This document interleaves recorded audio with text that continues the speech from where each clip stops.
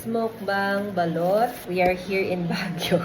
Binili to ng kapatid ko sa isang sari-sari store sa labas ng condo na tinutuluyan namin dito ngayon sa Baguio. And syempre, perfect ang balot sa malamig na weather dito sa Baguio. Kakarating lang namin, siguro around an hour.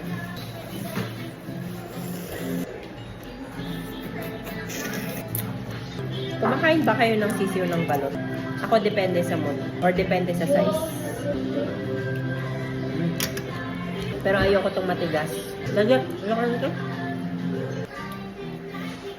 Pero ngayon feel ko kumain ng sisiw.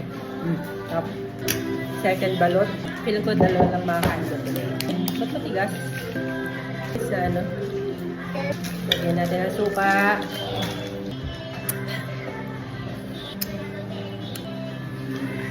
Pinakamasarap ng part ng balot yung sabaw. Pero, bakit ko konti? Nakabitin?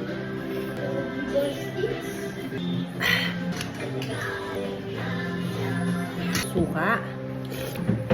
Pero alam nyo ba guys, ang inspiration ng mukbang na ito ay si Kuku, si Maring Ku. You follow her. Yung isa sa mga pina-follow ko dito sa TikTok, YouTube, tsaka sa kanyang FB. Yan. Look at the sisiw.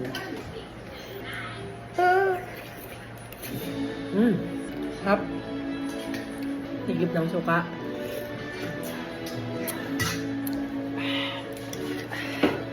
Higup ulit. Suka. Sarap. Thank you, Bea. Hanggang dalawa lang yung kaya kong ubusin, guys. That's it for today's mukbang. Thank you. Bye-bye.